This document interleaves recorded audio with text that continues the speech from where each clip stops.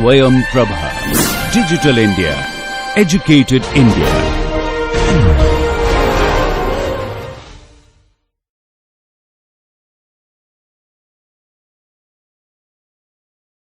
Good afternoon, everyone.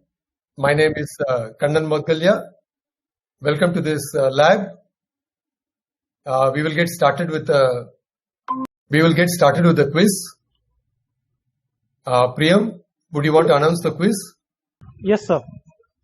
Please go ahead.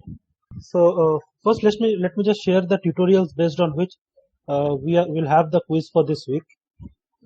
So these are the spoken tutorials that were announced for this week, and based on these two spoken tutorial, we will have the quiz for this week. And therefore, I'll start the quiz now. So the quiz has started, and this is the passcode to access the quiz. You have 5 minutes. Okay, the quiz is over. Now I want to make a brief presentation on the list of projects proposed by students. So let me get into the topic right away. First, I will give a list of custom model projects proposed by students. There could be minor changes in these projects because we are going through these projects, and if there are any clarifications required, we are interacting with the students. And it is possible that in some cases, we might even ask students to change the topic. So these are the projects taken by students. Actually, I should have written projects proposed by students. Bubble column reactor, stage-wise adsorption tower in countercurrent mode, adsorption of CO2 in fluidized bed reactor, packed column, multi-effect evaporator. You can see that topic 3 is very specific. It cannot be a general unit model, custom model. We will ask people to change the topic slightly. We might say fluidized bed reactor for adsorption of gases, something like that. Mechanical vapor compressor, hydrocyclone, cooling tower, helical coil heat exchanger, fluidized bed reactor, then plate heat exchanger, plate heat exchanger, stage leaching, centrifugal pump with motor, colloidal mill, falling film evaporator. There are some more. Size reduction unit, laminar flow reactor, and finally crude oil desalter. It's a very large collection of custom models proposed by your colleagues in the class. It'll be really fantastic if these can be created and validated and made available to the public. So anybody, anywhere in the world can use these. We would want to make sure that these students will make this available with some examples. They would try it with a few sets of situations. For example, different chemicals, as the case may be, with appropriate thermodynamics, for example. So we are going through that, giving feedback to the students. And all except one of them will be implemented in Python. As I told you in a previous class, DWSim allows custom models to be created either in Python or in Scilab. Python being more popular, rather Python being very popular, most of the students, in fact 17 of them, have selected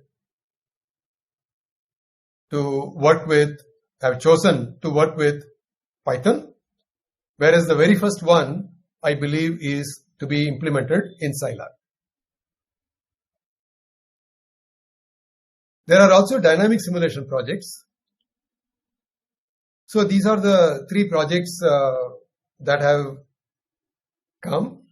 They have basically taken flow sheets from the collection that I shared with you earlier, and propose to implement dynamic simulation on those flow sheets. It is possible that some of the it is possible that it is difficult to do that dynamic simulation on some of these because, for example, distillation column is still not empowered for dynamic simulation by Daniel, the creator of DWSim. So in which case we might ask some of these people to switch over to either custom modeling project or to go to the regular course. So these are the things that we are going through. But I want to point out that 21 proposals have come and we are very happy with the response from the students. So with this brief introduction, I will stop now. What I will do is I will ask Priyam to now go through the assignment to be given this week. And if there are any questions, you'll also answer them.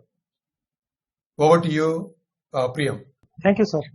So before I move on to the assignments of this week, are there any questions on the assigned spoken tutorials?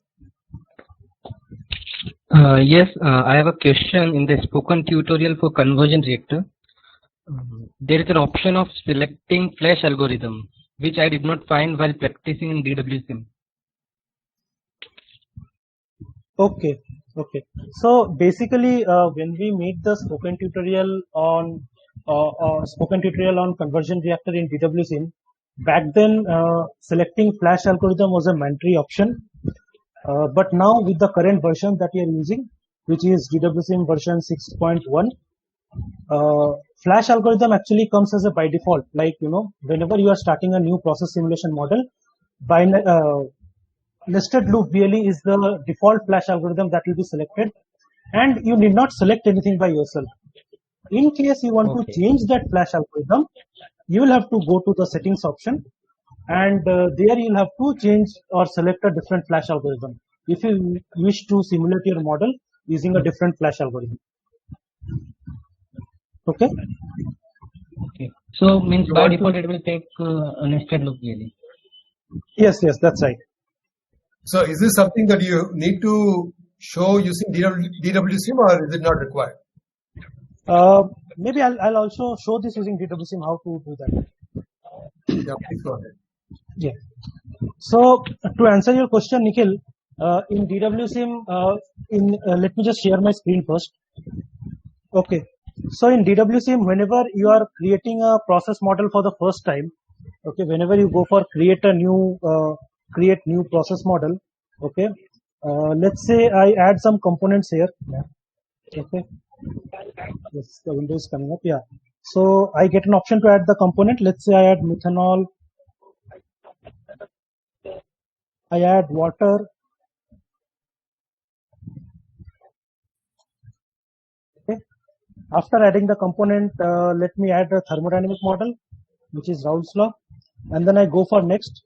So I don't get the option of selecting a flash algorithm here in the current UI of DWSim, which is version 6.1 update 1. Okay, but if I just now go to the settings option, if you see, if I click on the settings option here, and then if you go to the thermodynamics tab, you will see that there is an added flash algorithm. There is a flash algorithm that is already added. Okay, so whenever you are starting up new process model in current version of DWSim, the flash algorithm nested loop BLE is by default added to the system. Okay, and if you wish to change that, let me reposition my window. Yes, so now if you wish to change that, what you can do is you can delete the selected default flash algorithm from here. If you click on this delete button, it will be deleted, and then you can add another flash algorithm. Let's say I want to add nested loop SVLLE. So that's how I add. Okay, so that's how I change my flash algorithm from the current version of DWSim, which is DWSim version 6.1 update 1. Okay, so with that, is there any other question? So if there is no other question, Priyam, please go ahead and announce today's assignment. Yeah. So this is the assignment for today's lab. Okay, today's lab session. similar to last week, you have questions in section 1 where there are about 9 problems to be solved, and then you have problems in section 2 where you have about 5 problems to be solved. Now, in the first 9 questions that is given to you to solve, you'll have to simulate this problem statement in DWSim, write down the answers in a paper, and then you'll have to submit that in the Moodle, and that is to be done before the lab ends, which is by 5 p.m. And for the questions in section 2, for the 5 questions in section 2, you will have 4 days time, like how we followed the submission policy for the last lab. So these 5 questions you can submit as a DWSim file in Moodle. Now, these are the various questions that are based on the spoken tutorials that was assigned for this week, the 2 spoken tutorials that are assigned for this week. But I just want to mention one particular thing, one point in particular. Sorry. When you are simulating a problem statement with multiple reactions, you have gone through the spoken tutorial on creating multiple reaction set. So when you are simulating such questions on multiple reaction, you will see that in the question somewhere it will be mentioned that the reaction takes place sequentially or the reaction takes place simultaneously. Okay. So I just want to demonstrate right now as to how you go and mention that reaction is taking place sequentially or simultaneously. Okay. So for that, let me go to DWSim. Here is a DWSim window. Let me open a file first of all with multiple reaction so that I can demonstrate this. So here is a conversion reactor file where if I see the reactions, let me reposition my window. Yes. So if you see the reactions here, you have different reaction set here available, and let's say I take this reaction set 2. Okay. So in the reactor 2, in this reaction set called as reactor 2, you have 2 reactions 3 and 4, and the last column is what defines the sequence. Okay. So now if the question says that the reaction is taking place sequentially, okay, in that case I have to mention the sequence here. So if the reaction is taking place sequentially, then this reaction will be sequence 1, and then this reaction will be sequence 2. So the reaction 3 is taking place as sequence 1, and then reaction 4 is taking place as sequence 2. So this is the case when the question says that the reactions are taking place sequentially. Okay, and you do that, click on OK, and then go and simulate your flow sheet. So that's how you mention about the sequential reactions. Okay. Now if it is said that the reactions are taking place simultaneously, okay, or the reactions are taking place parallelly, in that case what you do is once again you go to reactor set, and then you ensure that the sequence is always 0, 0 here. Okay. So by default, when you are adding reactions to your reaction set editor, by default the reactions are assumed to be simultaneously or parallelly, which means that the sequence will be always 0, 0. Okay. In case you want to change the reaction to sequential, in case you want to specify that the reactions are taking place sequentially, you will have to change the sequence here as I showed earlier. Okay. So please be careful when you are solving the problems on multiple reactions. Note that what is mentioned in the question, whether the reactions are taking place sequentially or whether the reactions are taking place simultaneously. Okay. So for example, if you see the question number 6, see this question number 6, it is mentioned that the reactions are taking place simultaneously. So in this case, you need not mention the sequence. Okay. Let the sequence be 0, 0. So this is the assignment for this week. With that, I think you can get started with the work, with this week's work. I'll now stop sharing my screen. Okay, if there are no questions, then we can go ahead and do the assignment. So I wish you all the best, and all students who are doing the projects, I ask them to be in touch with us and keep reporting to us your progress so that you can contribute something useful to the community. Thank you.